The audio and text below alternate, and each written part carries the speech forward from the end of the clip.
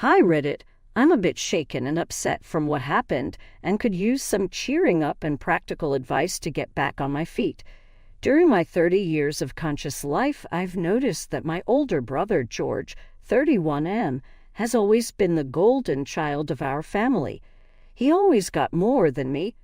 George knew he was the obvious favorite, which is why he developed a superiority complex. No matter what he did to me, my parents would only punish me. It was clear they cared for him a lot more because he got the lion's share of everything, unless people like my grandparents and relatives called them out on it. This is why my parents packed us up and moved us about 150 miles away from our relatives so they could only see us on holidays. My brother was physically abusive towards me while we were growing up, and my parents did nothing to stop it. My father even said this is how brothers behave with each other and that I should toughen up. When I got my first girlfriend, George flirted relentlessly with her to the point she got extremely uncomfortable and broke up with me. I had a huge fight with him about this and complained to my parents, but they just laughed it off, saying I was being childish. My parents would take him on more vacations while I was left with my grandparents, giving me excuses like they couldn't afford another ticket and would take me some other time. I didn't mind being around my grandparents because I loved them. George would get whatever he wanted, no matter how expensive it was. When I was 16, I got my driver's license even though my brother, who was a year older, kept failing his driving tests. I was working a part-time job at McDonald's, so I asked my parents if they could help buy me a second-hand car, and I would pay them back over the years, but they refused. When George finally got his driving license, they immediately bought him a car. I was so shocked and tried to talk to my parents about it, but they said he needed it more than me. When my 18th birthday came, my parents agreed, after much pleading, that they would buy a car for me. When George heard that, he suddenly decided his car was old and he wanted a new one. My parents decided to give me George's old car and buy him a new one. Even though I felt dejected, I accepted it because at least I had a car to drive to work. I only got equal treatment when my parents had to keep up appearances in front of the rest of the family during their visits. It was rather funny to see the looks on their faces whenever they had to treat me equally to my brother on birthdays and Christmas because other people were present. We had relatives who were very nosy and loved gossiping drama, so my parents did their best to hide their favoritism and threatened me to keep my mouth shut in front of others. Otherwise, they would take away all my stuff. When my older brother graduated high school, my parents were beside themselves with joy. They showered him with praise, expressing how proud they were of his achievements, and even organized a celebration for him. But when it was time for my high school graduation, my mother was late to arrive even though she had been at home all along, and my father never even bothered coming. That night during dinner, when I was sulking over their lack of enthusiasm and appreciation for me, they told me that high school graduation wasn't such a big deal and I should get over it. George, who was in university at the time, sent me a message saying I could never measure up to him and that I should know by now that my parents didn't love me anyway. I remember crying myself to sleep that night. I realized that I could never make my parents love me no matter how much I tried. This was the last straw, and I moved out. If anything, it just made my parents celebrate more because it meant they no longer had to provide for me. From that point on, I would usually only see my parents and brother on holidays like the rest of the family. At the time, I was working full-time and attending college with the help of scholarships that my parents did not pay for. They didn't even show up for my college graduation, saying it would take too much time to drive and visit me, but I didn't care. Ever since I graduated, I got hired at a nice company in my hometown that paid really well. George, on the other hand, dropped out of university because of his drinking problems. During this time, he started day trading with the money my parents gave him every month. He made some money and bragged to everyone, but then he had a major loss and lost everything. Despite this, my parents told him it was just a learning curve and encouraged him to find a stable job. He jumped from one job to another and finally landed a full-time position that paid much less than mine. George and I barely spoke, but whenever we met during Christmas, he would subtly remind me of his perceived superiority. He tried to imply that his choices were better than mine, even though his lower-paying job and tumultuous personal life contradicted the facade he tried to uphold. I didn't mind his taunts because my well-paid salary spoke for itself. Now, coming to the story, my father owns a small manufacturing firm he started about 5 years ago. His manager left suddenly after getting an offer from a competing company. My parents were worried since my father was getting old and couldn't oversee everything on his own. He didn't want to hire someone new and risk them leaving again in a few years. So my father invited both me and George for lunch, a rare occasion for the three of us to sit together. I was surprised my father had personally requested me to be there. As we sat around the table, my father got straight to the point. The family business was on shaky ground, and he needed our help. He explained that the manager had left, and he had been struggling to find a replacement. With the business facing tough times and bankruptcy looming, my father was desperate. He looked at both of us with a plea in his eyes. I kept quiet, because even though I would have happily decided to help, I knew he mostly wanted George's help. I waited for George to speak. To my surprise, George immediately dismissed the idea. He scoffed at working in a small family business and claimed he wasn't interested. His lack of concern for our parents' livelihood was apparent, and it was clear he saw their business as beneath him. My father kept requesting him again and again, but George told him he couldn't risk leaving his job to work for the family when it could all amount to nothing. I could see how hurt my father was hearing this.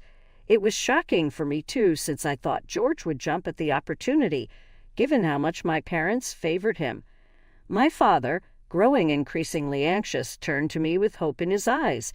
He told me he really needed my help and couldn't bear closing down his business. I earned quite well, and because I lived alone, I had considerable savings, which I knew could help my parents out.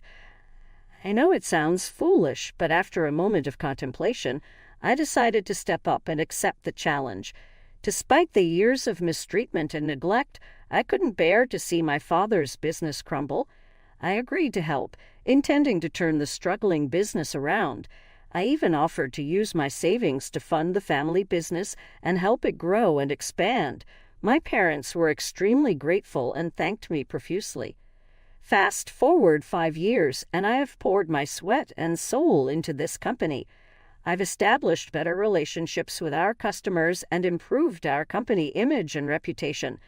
I set up our website to grow internationally, brought our non-existent documentation into order, and established a company quality system close to ISO 9001.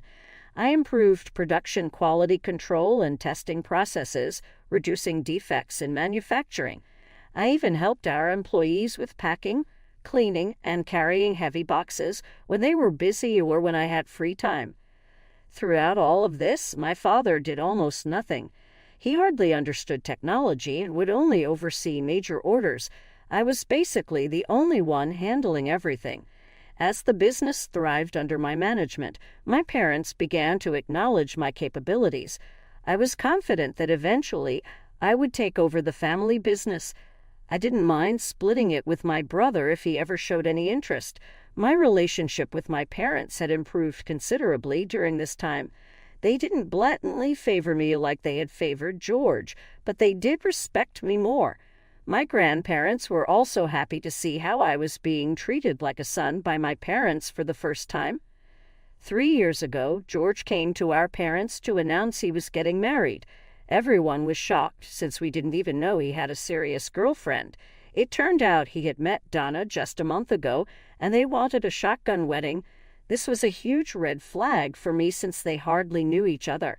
I told my brother about my concerns, but he scoffed, telling me to keep my nose out of his business and not to act smart just because I earned more than him.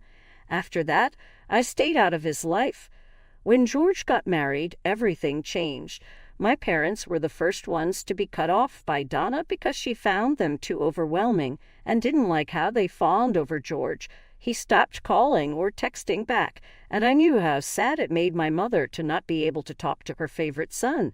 I had no idea what happened with George for those 2 years, but last year, out of nowhere, he suddenly came back home after years of no contact. I didn't know he had come back home until the next day. When my father didn't show up for a very important meeting, I called him, and he informed me that George was back for good. I was taken aback. My dad asked me to come to their place for family dinner as he had something important to talk to me about.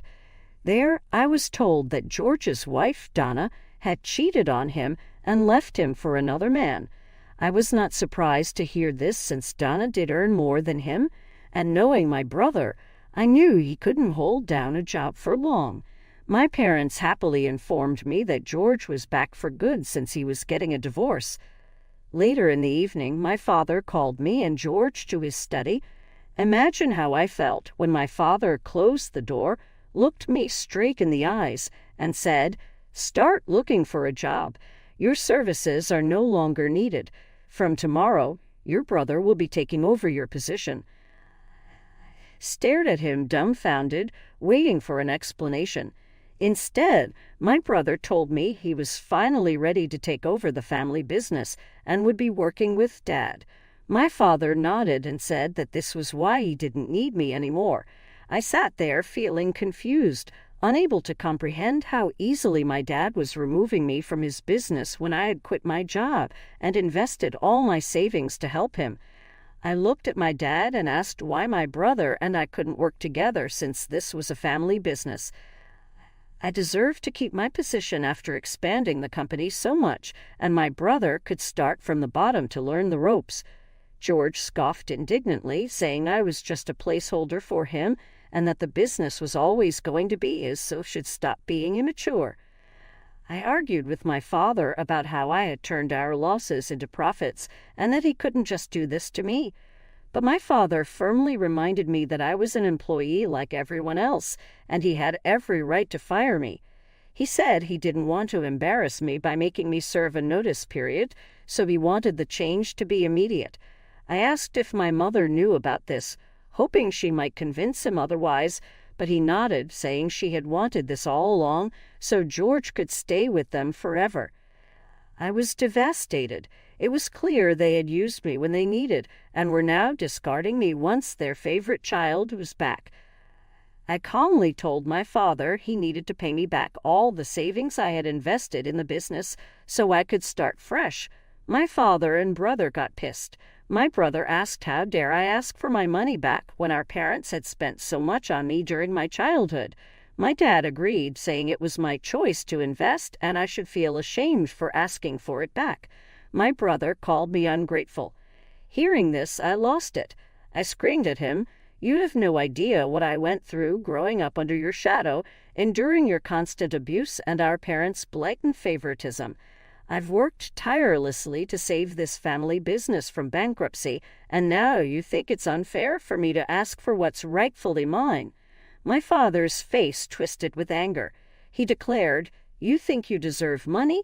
Your brother is right. You are ungrateful, and I won't give you a single penny. I will also remove you from the inheritance because of how greedy you are. Now get out of this house." The weight of his words hit me like a sledgehammer. For the first time in a long time, I felt my heart break because of how my family had always treated me. The dream of inheriting the family business and receiving what I believed was rightfully mine shattered before me. My father's anger was palpable, and the denial of both the business and the inheritance felt like a cruel betrayal. I took a deep breath, trying to calm down. I told my dad, "Okay, if that's what you want, I'll go my own way. You can keep your business and money. I'll start from scratch and build my success. One day you'll see you made a mistake." I didn't stick around for their response. Filled with more negativity, I just walked out of the house. After that day, they never reached out to me again. My grandparents eventually found out about George taking over the business and how my family had kicked me out. They reprimanded my parents, but it was too late by then. It's been 6 months since I left the family business and stopped all contact with my family. Facing the days that followed was tough. I had to come to terms with the reality of starting over. It hurt knowing my family didn't want me, but it fueled a determination to succeed on my own. Finding a job seemed challenging at first. I hadn't worked a regular job for a long time, but managing our family business showed me how good I was at it. Then a bright idea struck me. I decided to approach companies in direct competition with ours, highlighting my skills and experience in successfully managing and turning around my family business. Surprisingly, a couple of companies were interested in what I had to offer. After several interviews, one of them offered me a job. It was a fresh start, and I was eager to prove myself in a new environment. The new job was challenging, but I tackled each task with the same determination I had used to save my family business. Slowly, I began to rebuild my life and regain the confidence shattered by my family's rejection. As the months passed, I found stability in my professional life and personal well-being. The absence of toxic family dynamics allowed me to thrive and discover my true potential. Everything was starting to go well when, last week, out of nowhere, my parents contacted me. I ignored their calls at first, but they kept calling and sending multiple text messages. Eventually, I decided to answer, curious about what they wanted after 6 months of silence. My parents' voices sounded anxious over the phone. They asked if I could help them pay their bills this month because their electricity had been cut off. I was taken aback by their sudden demand. "No, how are you?" Or, "It's been a long time." Just straightforward asking me to pay their bills.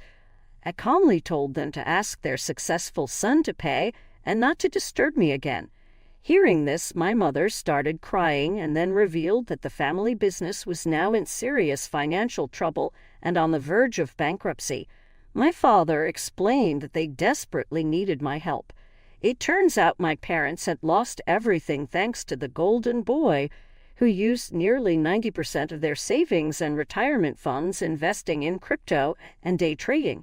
He convinced them to invest it all in crypto at the beginning of the year, promising their money would triple.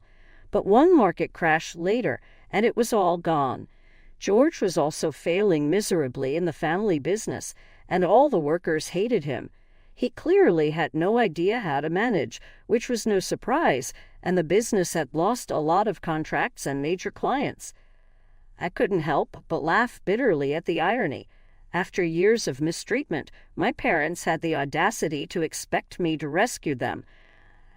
I told them I would not forget how they kicked me out of the family business and inheritance, so they should forget calling me ever again.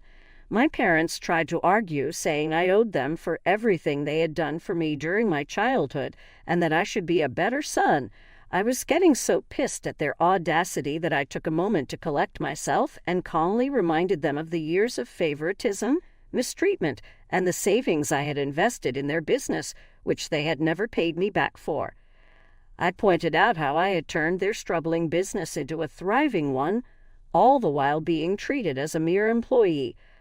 I warned them that if they ever contacted me again, I would take them to court to force them to pay me back my savings and sell their house if necessary. The conversation quickly turned into a heated argument, but I stood my ground and firmly told them that I wouldn't be coming to their aid, no matter how much they cried about it. It felt liberating to finally stand up for myself and reject their demands. Since then, I have received messages and calls from them, my brother, and other relatives saying how I should help them out and that I'm being too cruel. Only my grandparents, with whom I stayed as a child while my parents went on vacation, have stood by my side, knowing how my parents have behaved with me over the years. Am I the asshole for refusing to help my family out now that they have lost everything thanks to their golden boy? Update 1. I wanted to express my heartfelt gratitude for the overwhelming support and encouragement I have received from this community. Your words have been a source of strength during this challenging time, and I appreciate every comment and message that has come my way. It means more to me than I can express. My relatives found out about this because my parents reached out to one of their cousins for help when I refused. Instead of telling them the entire story about how my brother was behind the business going bankrupt, they told him how my brother was trying to support them during a tough time while I had blatantly refused to pay their bills. They lied, knowing I would be blamed by everyone, just to avoid embarrassing my brother. I agree with everyone that I should not keep my mouth shut anymore. What my parents have done to me cannot be forgiven or forgotten. After taking some time to reflect on the situation and discussing it with my grandparents, who have been a consistent source of support throughout my life, I have decided to clarify things with my extended family. This weekend, I plan to address the years of mistreatment, the unjust removal from the family business, and the financial investment I made in my parents' struggling enterprise that was never acknowledged. It's time to set the record straight and make my side of the story known. I will update you once I have informed everyone. Update 2. As I mentioned earlier, I wanted to address all my relatives' misconceptions, and I did just that this morning by sending a mass email to everyone who had messaged or called me to ask why I wasn't helping my parents out. In the email, I shed light on the years of suffering I endured under my parents' roof, detailing the mistreatment, blatant favoritism, and unfair expulsion from the family business and inheritance when their golden child returned.